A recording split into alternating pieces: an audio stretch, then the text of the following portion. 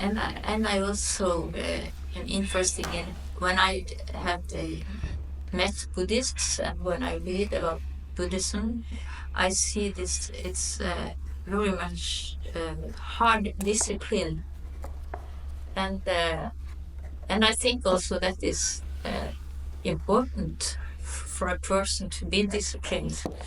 Here in Norway, when we are the happiest in the world, we are not very fond of discipline. We want to go the easy way. And I also find that in my own life and among Christians. What would you say is the motivation for your willingness to live disciplined lives?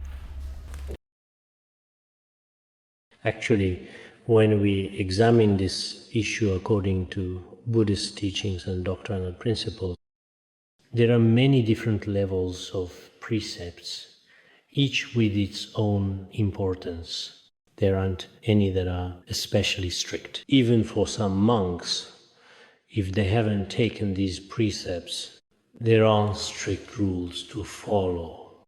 But the monastic level is relatively high, or rather at different levels. There are indeed, as a matter of fact, some precepts.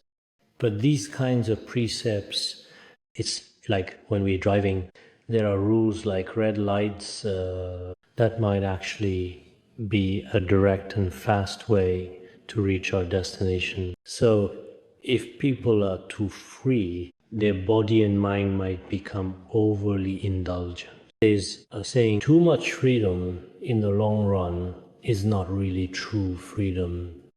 So some of these so-called precepts, as one Buddhist scripture says, the so-called precepts allow one's body and mind to find satisfaction, just like cool water and sandalwood. Buddhist scriptures compare it.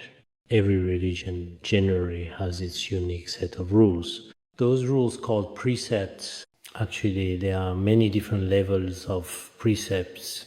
In Buddhism, the basic precepts are called the 4 precepts. The 4 root precepts, I've read some Christian teachings before, but basically, for example, not killing, not cheating, not sexual misconduct, not stealing, though Christianity puts it a bit differently. The basic principles, I think, in many ways are, I've also done comparisons before. In that case, in today's society, when it comes to some fundamental commandments and their rules, some of your rules compared to our 4 fundamental precepts, I think there are definitely some similarities here as well. These 4 root precepts, I feel that Christianity and Buddhism, compared to other religions, perhaps our 2 religions have more similarities.